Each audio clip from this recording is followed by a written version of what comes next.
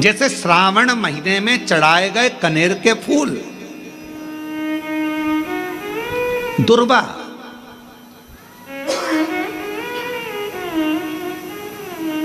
और हम सबसे कहेंगे, मान लो यदि कोई विशेष कोर्ट का केस चल रहा हो, कोई कोर्ट में कोई बातें चल रही हो, अदालत आदि में कोई कार्रवाई चल रही हो, कोई फाइल प्रशासनिक अधिकारियों के पास फंस गई हो और कुछ ना कुछ उसमें अपने को लगता है कि तकलीफ का प्रसंग है, तो हम कहेंगे शिव की आराधना करो, सत्यता पर जियो, और साथ में 5 दुर्वा, 1 कनेर का फूल पीला, 1 पीला कनेर, 5 दुर्वा, 5 बेलपत्र लेकर शिवजी के मंदिर में जाकर शिवलिंग पर समर्पित कर 2 लोटा जल सावन के महीने में उसी पर बेलपत्र कनेर के फूल पर चढ़ाइए। देवाधिदेव महादेव की कृपा होगी। ज़्यादा से ज़्यादा 6 महीना 7 महीना, इससे ज़्यादा निर्णय आप ही के पक्ष में आएगा और शिव की कृपा से। और इसमें एक बात और स्मरण रखें, जैसे कोई की प्रॉपर्टी है, कोई की जमीन है, और वो जमीन तुम्हारी कोई ने कब्जा कर ली या तुम्हारा नाम नहीं हो पाई या कोई उसमें लफड़ा हो गया या तकलीफ आ गई और पैसा उसमें अटक गया, उसके लिए भी कनेर का पुष्प श्रावण महीने के जितने सोमवार आते हैं, रविवारी, सोमवारी और भोमवारी, कौन कौन से बार हो गए? रविवार, सोमवार और मंगलवार, 3 बार। प्रथम दिवस में कनेर का 1 पुष्प लेना है, द्वितीय दिवस में कनेर के 5 पुष्प लेना है, और तृतीय दिवस में कनेर के 3 पुष्प लेना है। बेलपत्र 1-1 साथ में लेकर शिवजी को रविवार के दिन भी समर्पित करें, सोमवार के दिन भी समर्पित करें, और मंगलवार को 3 कनेर के पुष्प के साथ बेलपत्र लेकर बाबा को समर्पित करिए। कितना भी अटकी हुई प्रॉपर्टी होगी, कह दिया उसने मैं तेरे नाम प्लाट नहीं कराऊंगा और पैसा लेकर बैठ गया, या पैसा नहीं दे रहा है, या किसी भी रूप में वो अटका हुआ है, अगर सावन के 4 सोमवार पढ़े या 5 सोमवार पढ़े, आपने ये प्रत्येक सावन के सोमवार के पहले, फिर से बोलो कौन सा बार? रविवार, सोमवार और मंगलवार, ये 3 बार का क्रम अगर प्रत्येक सोमवार के पहले और बाद में कर लिया, तो आपको उसे प्रॉपर्टी उस व्यक्ति को तुम्हें देना ही पड़ेगी, छोड़ना ही पड़ेगी। उसको खुद अपने आप में बेचैनी होने लगेगी, मुझे बुलाएगा, आपको जाना नहीं पड़ेगा, खुद बस फोन लगाया आपने, भैया हमारा करा दो, हमारा करा दो, 2 बार 3 बार अगर बोला, चौथी बार वो खुद बुलाएगा, बेचैनी बढ़ेगी। मेरा बाबा उसको खुद खल बुला देता। शिव शिव है, उसको कहते सत्यम शिवम सुंदर, शंकर शंकर। बेलपत्र नहीं है आपके पास चढ़ाने के लिए, मत चढ़ाओ। जल नहीं है चढ़ाने के लिए, मत चढ़ाओ। अक्षत नहीं है चढ़ाने के लिए, मत चढ़ाओ। पुष्प नहीं है शिव जी को चढ़ाने के लिए, मत चढ़ाओ।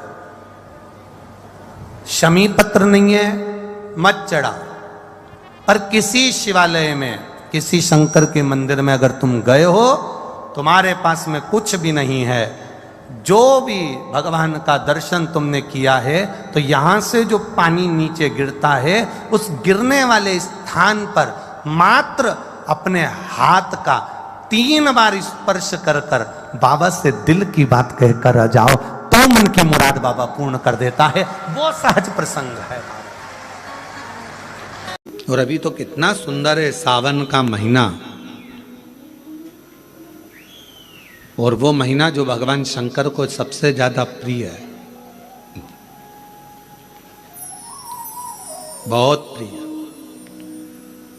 कारण माँ सती, माँ उमा, माँ कात्यायनी, माँ कुष्मांडा, माँ स्कंदा, माँ महागौरी, जितनी जितनी माता पूर्व में हुई हैं, जो शिव जी के साथ में ब्याही हैं, शिव को जिन्होंने अपना बना लिया था, उन सभी माताओं ने सावन के महीने में शंकर भगवान को प्राप्त किया था और शिव जी ने सावन के महीने में ही उनको अपना बना लिया था।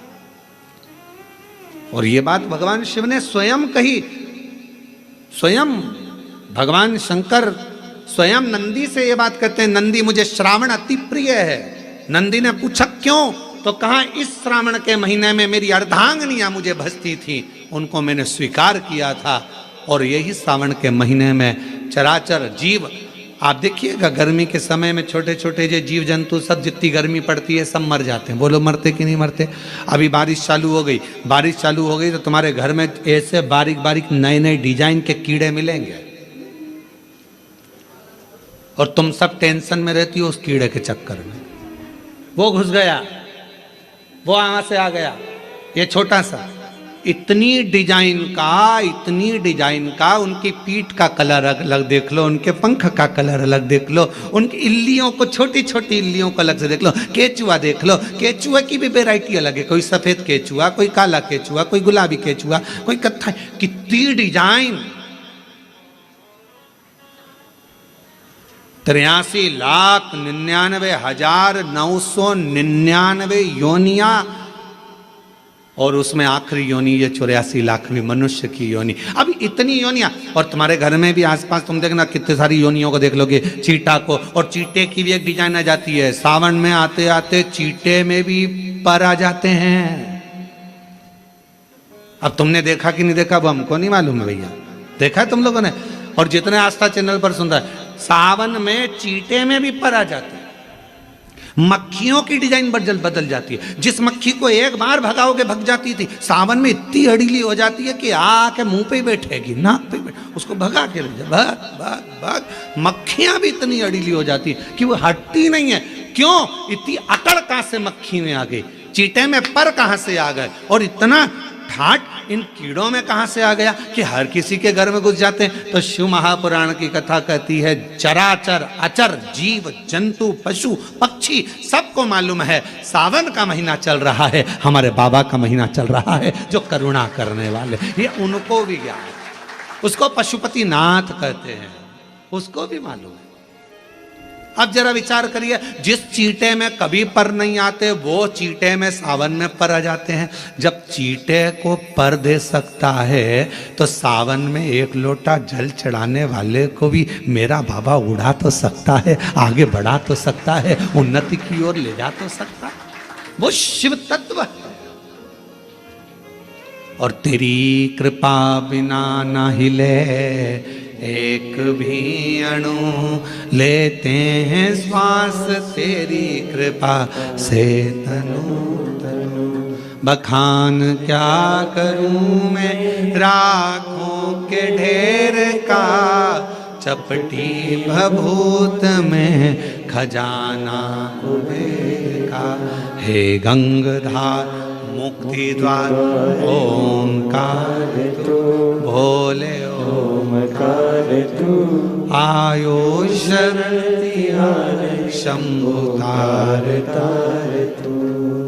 भगवान शिव, अब गर्मी आई, गर्मी में पूरे जीव मर गए, गर्मी में सब सूख गया, कीड़े मकोड़े मर गए गर्मी की तपन के कारण। पर सावन का एक महीना जिसमें भगवान सबको फलना फूलना सब कुछ, पत्तियां भी फूलती हैं, फूल भी फूलते हैं, डालियां भी फूलती हैं, पशु पक्षी जानवर जलचर थलचर सब फूलते हैं।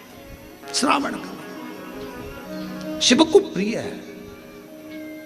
और क्या कहा मेरे भोले बाबा ने नंदी से, ए नंदी, श्रावण का महीना हो, शिव तत्व की प्राप्ति को करने के लिए अगर कोई संसार का मानव मुझे पुकारता है, भजता है, शिव कथा कहती है, शिव जी कहते हैं नंदी से, उस जीव का कल्याण करने के लिए मैं स्वयं उसके द्वार तक पहुंच जाता हूं और उसका उद्धार कर देता हूं, उद्धार कर देता हूं। पर किसका चित्त लगे? सावन में भी कई लोग ऐसे हैं जिनका चित्त नहीं लग पाएगा। क्योंकि सावन का महीना होता है तो कमाई के स्रोत भी ज़्यादा हो जाते हैं। जीजियों की साड़ियाँ बिकने लगती हैं, फैशन का सामान बिकने लगता है, पर्स मोबाइल बिकने लगता है, सामान बिकने लगता है, क्योंकि उस समय व्यापार भी बढ़ता है। व्यापार इसलिए बढ़ता है क्योंकि भगवान भी चाहता है कि तेरा मन मुझसे हट जाए, व्यापार में लग जाए। क्योंकि भगवान को मालूम, हमने पहले भी कथा में कहा है, बच्चे को माँ गोदी में तभी तक रखती है जब बच्चा खिलौने से नहीं खेलता। खिलौने से खेलने लगेगा, माँ नीचे उतार देगी। उसी तरह भगवान तुमको अपने पास जब तक बुलाता है, जब तक तुम्हें अपना बना कर रखता है, और भगवान देख लेता है कि अब धीरे धीरे मेरे को इसको धन देना है, वैभव देना है, ये खिलौने से खेलना चालू करेगा, गाड़ी लाएगा, घोड़ा लाएगा, मकान बनाएगा, फर्नीचर बनाएगा, उसमें लग जाएगा तो मेरे मंदिर आना छोड़ देगा। और मंदिर आना छोड़ दिया तो एक दिन मुझे धीरे धीरे, मैंने एक बार इसकी यहाँ वो पहले की माताएं, पुरानी माताएं क्या करती थी, मिर्ची बारिश के पहले भर के रख लेती थी, धनिया बारिश के पहले भर के रख लेती थी, हल्दी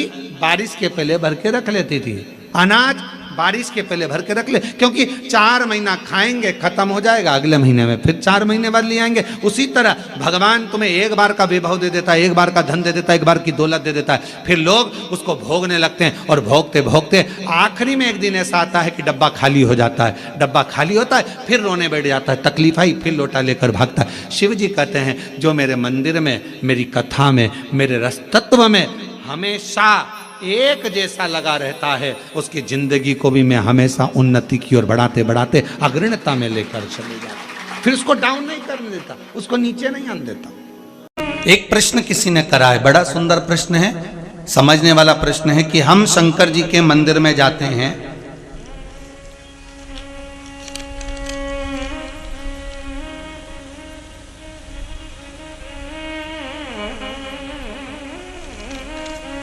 हम शिव जी के मंदिर में जाते हैं तो वहां शंकर जी का श्रृंगार हो गया होता है, अर्थात जो पूजन कर कर गया वो शिव जी का श्रृंगार करके गया। कोई भी गया, फिर वापिस हम जल चढ़ाएं, फिर वापिस श्रृंगार करें तो क्या स्वीकार होगा?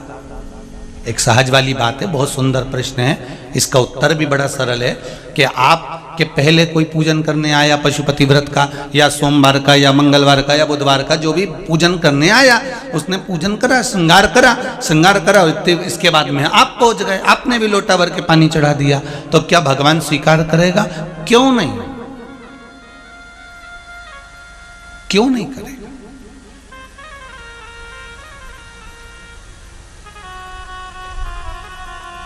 एक पिता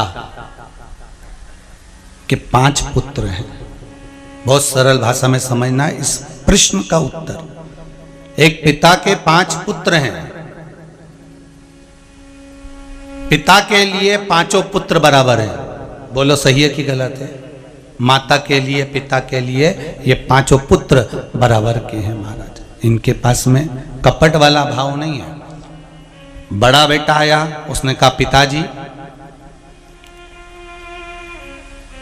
50 रुपए देना मुझे, पिताजी ने उसको 50 रुपए दिए। मंझला बेटा आया, पिताजी मुझे 100 रुपए देना, ले बेटा ये ले। कोई आया, मुझे 200 रुपए देना, हाउ बेटा ये ले। कोई आया, मेरे को 500 रुपए देना, हाउ बेटा ये ले। पिता के लिए सब बराबर है। अब एक बेटा आया, उसने पांव दबाया, एक बेटा आया उसने हाथ दबाया, एक बेटा आया उसने धोक लगाई, एक बेटा आया पीठ की मालिश कर कर चले गया, एक बेटा आया थोड़ा सा पिताजी को पानी पिलाकर चले गया। उसी तरह पिता प्रसन्न है कि मेरे 5 की 5 बेटे मेरी सेवा में लगे हुए हैं, मेरे 5 पुत्र मेरी सेवा कर रहे हैं। ये पिता की प्रसन्नता है, ये पिता की प्रसन्नता है। उसी तरह भगवान की हम सब औलाद हैं, भगवान की हम सब संतान हैं। जो बेटी जो बेटा जब आता है और जब पूजन कर कर जाता है, भगवान उसकी पूजा को उसी समय स्वीकार कर लेता है। भगवान ये नहीं सोचता कि मेरा श्रृंगार हुआ है, केवल एक देव अधिदेव महादेव ही तो ऐसे हैं जो दिन भर नहाते हैं,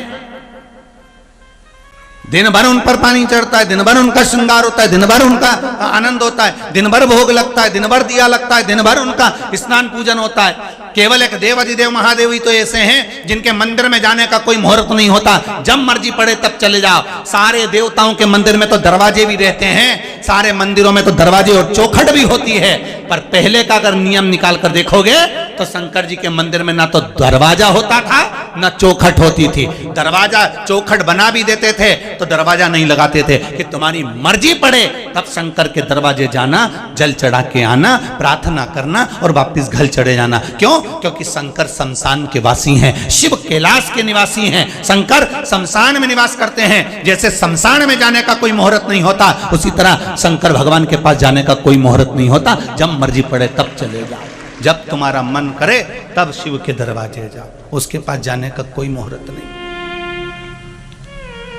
उसके पास पहुंचने का कोई मुहूर्त नहीं, उसकी चौखट पर जाने का कोई मुहूर्त नहीं है। तुम्हारा जब मन पड़े, तुम्हारा जब मन करे तब शिव के दरवाजे पहुंचो। तो शिव महापुराण में वायव्य संहिता के अंतर्गत वर्णन आता है कि भगवान शंकर से पूछा, देवताओं ने निवेदन करा, स्वयं पूछा गया तुमरुका जी ने कि ये रोम छिद्र किस लिए हैं? तो कहा एक एक रोम छिद्र 3.5 करोड़ रोम छिद्र मनुष्य के शरीर में केवल भगवान की भक्ति करने के लिए। मान लो आपके मुख से, मान लो आपके मुख से, आपके श्रवण से, आपके देखने से, आपके बोलने से, अगर मान लो कभी जिंदगी में मान लो कि तुम्हारे मुख से, श्रवण से, देखने से कोई अच्छा कर्म नहीं हो पाया, और मान लो आप कभी किसी तीर्थ से निकल कर जा रहे थे और उस तीर्थ में भी अगर आपके शरीर का एक रोमा भी गिर गया तो वो तीर्थ में गिरने पर भी वो रोम छिद्र पे पड़ा हुआ रोमा भी आपकी जिंदगी को संवार देता है। 3.5 करोड़ रोम छिद्र भगवत भजन के लिए है। 3.5 करोड़ रोम छिद्र का ये शरीर भगवान की अविरल भक्ति के लिए है। कर्म करो, मेहनत करो, परिश्रम करो, परिवार को संभालो, नाते रिश्तों को संभालो, कुटुंब कबीले में रहो, सब कुछ करो। और ऐसा नहीं है कि तुम कमाओगे तो तुमको झूठ नहीं बोलना पड़ेगा, झूठ भी बोलना पड़ेगा तुम्हें।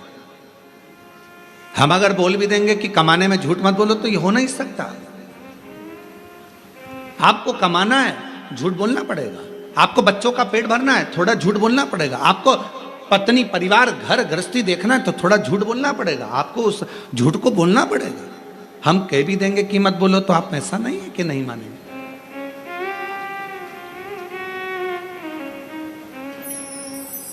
और इसका प्रसंग आज से नहीं है, त्रेता के समय से इसका प्रसंग है।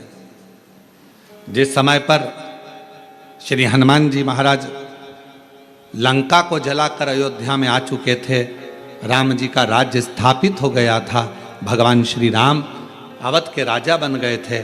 हनुमान जी घूम रहे थे, कपड़े के व्यापारियों ने, कुछ लोगों ने, दुकानदारों ने, बहुत सारी दुकानें थी, सब ने रोक लिया। हनुमान जी से पूछा, तूने लंका कैसे जलाई?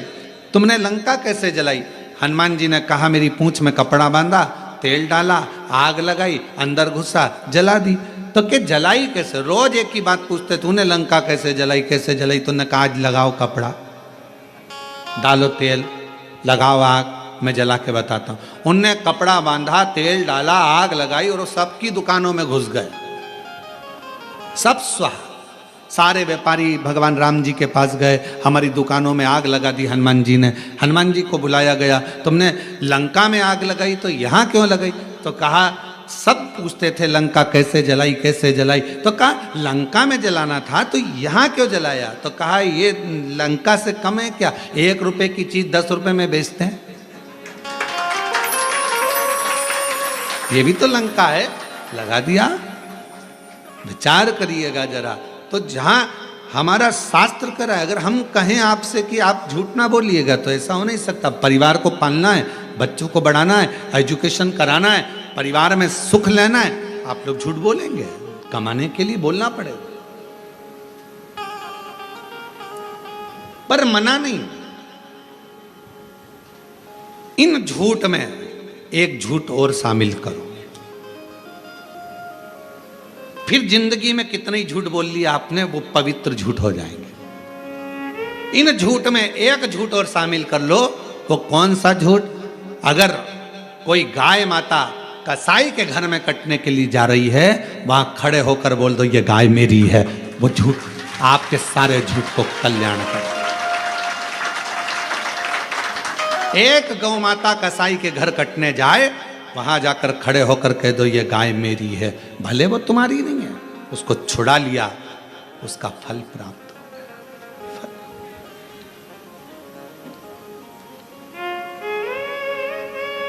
सारे झूठों पर वो झूठ आपकी पवित्रता का धारण करा देगा। पवित्रता।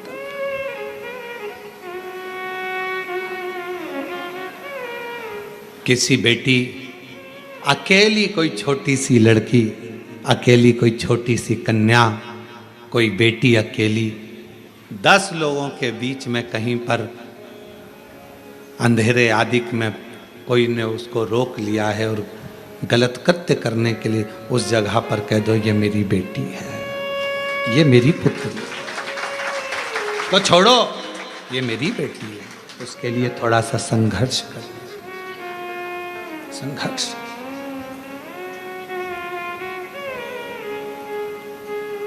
वो एक लाइन पहले लोग गुनगुनाते थे, कभी प्यासे को पानी पिलाया नहीं, बाद अमृत पिलाने से क्या खाया।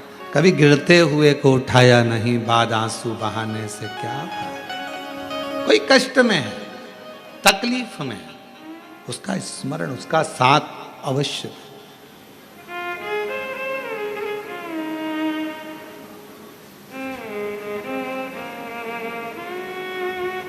और जब आप किसी का बुरा करने में कभी शामिल ना हो, बुराई में, निंदा में, चुगली में, अपशब्द में, कभी आप उसमें शामिल ना हो, कभी शामिल। कभी दिल कर जाए, दुकान से फुर्सत मिले, नौकरी से फुर्सत मिले, या घर से थोड़ी देर की फुर्सत मिले, परिवार से थोड़ी देर की फुर्सत मिले, थोड़ा समय अगर मिले तो हफ्ते में, 2 दिन में, 5 दिन में एक बार शंकर भगवान के मंदिर में जाकर थोड़ी झाड़ू सेवा, सफाई करा करो। क्यों? हफ्ते में एक बार या महीने में एक बार अगर आपने नियम बना लिया तो तुम्हारी जिंदगी में जितने भी सामने दुख आने वाले हैं ना, उसको मेरा भोलेनाथ साफ करना प्रारंभ कर देगा। सफाई करो। आप दूसरे के लिए मार्ग प्रशस्त करिए, आप दूसरे के लिए मार्ग प्रशस्त करिए, आप दूसरे के लिए मार्ग को सुलभ करिए। कितना एक प्रसंग आया है, लिंग पुराण का बड़ा सुंदर प्रसंग है राजा अम्बरीश का।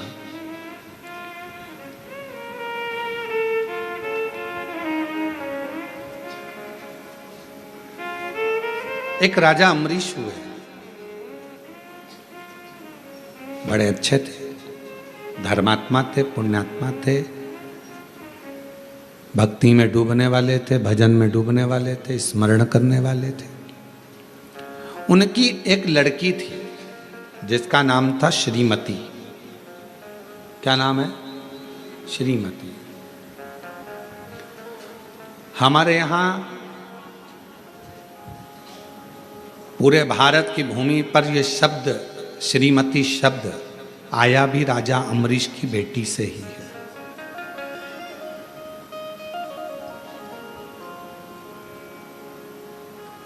हम लोग बात बात में कहते थे श्रीमती बिमला जी, श्रीमती कमला जी, श्रीमती। श्रीमती शब्द का मतलब क्या है? अभी आप कथा में श्रवण करेंगे, राजा अम्बरीश की बेटी का नाम था श्रीमती। और वह राजा अम्बरीश की पुत्री बड़ी सुंदर थी, बड़ी विद्वान थी, उसके चेहरे का आकर्षण बड़ा था। कारण क्या था कि वो अपने पिता राजा अम्बरीश के बताए हुए मार्ग पर नित्य भगवत स्मरण में डूबी रहती। तो ये नियम है, ब्यूटी पार्लर जाने से ज्यादा सुंदरता व्यक्ति को शंकर जी के मंदिर में जल चढ़ाने से प्राप्त हो जाती है। शिव जी का भजन करना प्रारंभ करो, शंकर भगवान की भक्ति करना प्रारंभ कर दो, और देखो घर की बहू और सास में कितना अंतर होता है।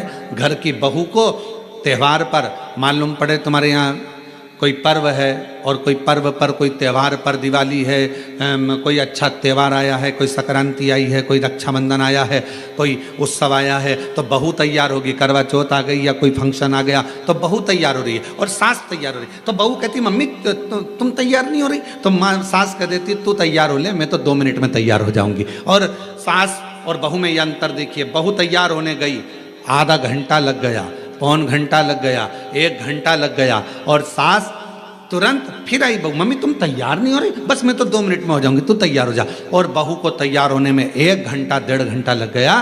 सास तुरंत साड़ी बदली, ऊंचे ऊंचाए बाल पे कंघा कर लिया, बक्कल लगा लिया, थोड़ा सा जो भी लगाना करना था लगा के, बिंदी लगा के, और सास जैसे ही पूजन के सामने, पूजन की थाली के पास में आई, बहू का आधा कलेजा जल गया। ये तो मुझसे भी ज्यादा सुंदर दिख रही है, ये तो मुझसे भी ज्यादा सुंदर दिख रही है। उसका कारण क्या है?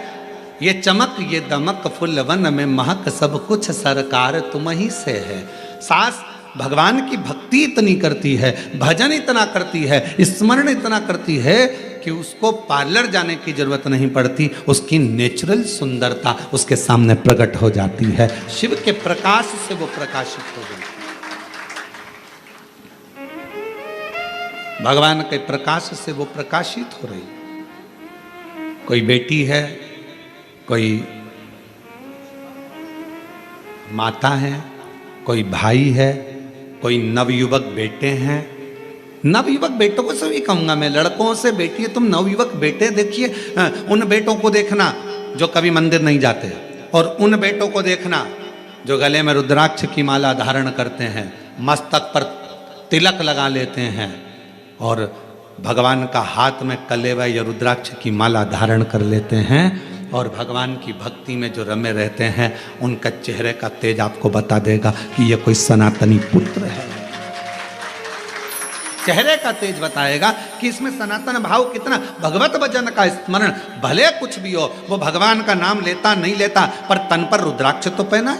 शिव महापुराण के वायव्य संहिता के अंतर्गत, उमाखंड के अंतर्गत, शिव महापुराण के कौमार खंड के अंतर्गत सब में एक बात मिलती है, अगर मनुष्य भगवान का भजन भी ना करता हो, मंदिर तक भी ना जाता हो, स्मरण भी ना करता हो, शिव नाम मुख से निकलता भी नहीं हो, तो भी उसके शरीर पर अगर रुद्राक्ष पड़ा है तो समझ लेना उस पर शंकर की दृष्टि पड़ी, शिव की दृष्टि, क्योंकि उसका रुद्राक्ष पड़ा है।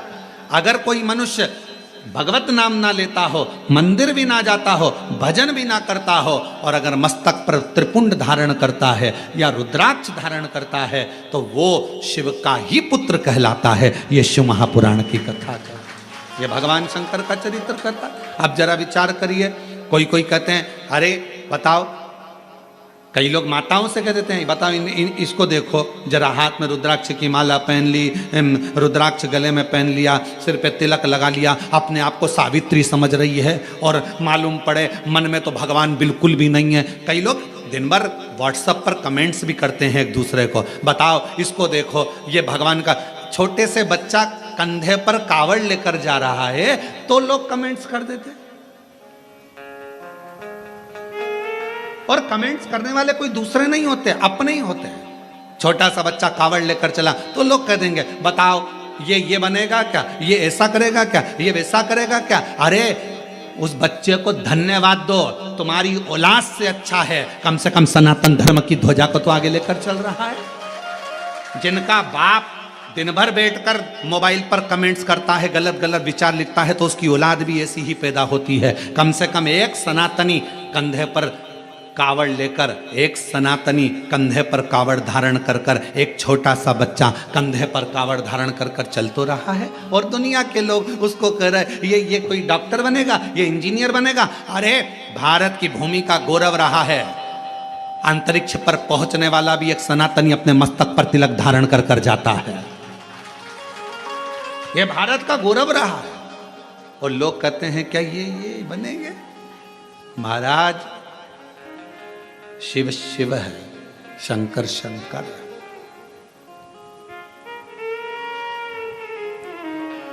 उस बच्चों को देखकर जो भगवत भजन कर रहे हैं, कई कई लड़के, कई बेटे रुद्राक्ष धारण करते हैं, माला पहनते हैं, कई लोग तिलक लगाते हैं, कई लोग त्रिपुंड लगाते हैं, कई लोग जटा धारण कर लेते हैं।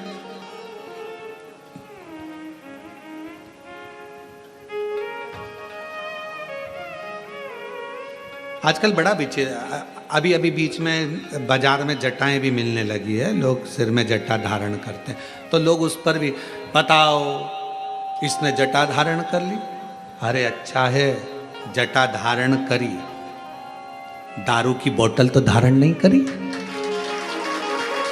अच्छा करा है ना उसने, गलत तो नहीं करा। त्रिपुंड लगाया, गलत तो नहीं करा। भगवा वस्त्र धारण करे, गलत तो नहीं करा। प्रेरणा ही दे रहा है ना वो लड़का। अगर कोई बेटी अपने भगवा वस्त्र धारण करती है, मस्तक पर तिलक लगा लेती है, चंदन धारण कर ली, तो उसने गलत क्या करा? कोई गलत तो नहीं करा। केवल पांव खींचना, केवल गलत शब्द कहना, केवल अपशब्द कहना। और मेरा बेटा बेटियों से निवेदन है, आपको कॉलेज से फुर्सत नहीं मिलती, आपको स्कूल से फुर्सत नहीं मिलती, आपको सर्विस से फुर्सत नहीं मिलती, आपको नौकरी से फुर्सत नहीं मिलती, टेंशन मत लो। आप अगर मस्तक पर चंदन, तिलक, भस्म कुछ भी धारण करते हो और अपने गले में अगर रुद्राक्ष धारण करते हो, आप मंदिर नहीं भी गए, शिव नाम नहीं भी लिया, तो भी मेरे शंकर के बेटे ही कहलाओगे, बेटी ही कहलाओगे। पुत्र और पुत्री ही कहलाओगे। आप शिव के बेटे ही कहलाओगे, शिव की दृष्टि रहेगी।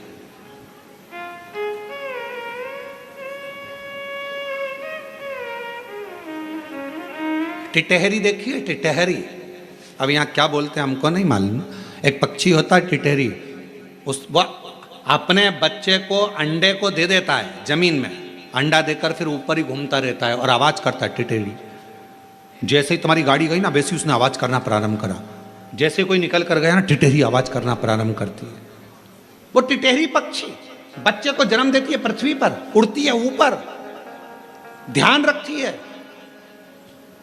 मछली अपने बच्चे को जन्म देती है, अंडे के पास मछली कभी नहीं जाती, केवल अपनी दृष्टि से देखती रहती है और अंडा पक जाता है, बच्चा पैदा हो जाता है। टिटहरी अपने शब्द से बच्चे को पैदा कर देती है, जन्म दे देती है। उस बच्चे को, अंडे को, बच्चे को पोषित करती है केवल देखकर, केवल देखने पर। और शिव महापुराण की कथा कहती है, आपके गले में अगर रुद्राक्ष पड़ा है, मस्तक पर यदि तिलक लगा है, तो मेरा शंकर भगवान भी आपको देख देख कर, जैसे टिटहरी अपने बच्चे को अच्छा कर देती है, मछली देखकर अपने बच्चे को अच्छा कर देती है, मेरा शंकर भगवान आपके गले में रुद्राक्ष है, मस्तक पर तिलक है। मेरी बेटा बेटियां, जितनी मेरी जीजियां, जितने मेरे जीजा, कोई तुमसे कहे महिला को रुद्राक्ष नहीं पहनना चाहिए, उससे पूछ लेना कहाँ लिखा। कोई तुमसे कहे महिला को शंकर की आराधना नहीं करना चाहिए, उससे पूछ लेना कहाँ लिखा। क्योंकि शिव महापुराण में एक एक चीज लिखी है कि माता हो, मनुष्य हो, गंधर्व हो, किन्नर हो, अप्सरा हो, गंधर्व हो, चाहे पशु हो, पक्षी हो, नाग हो, कोई भी हो, पितर हो, सबको शंकर भगवान के पूजन का अधिकार भगवान शंकर ने दिया है। ब्राह्मण हो, क्षत्रिय हो, वैश्य हो, शूद्र हो, कोई भी हो, शंकर भगवान के पूजन का अधिकार शंकर भगवान ने सबको दिया है। कोई ऐसा बच्चा ही नहीं जिसको अधिकार शिव ने नहीं दिया।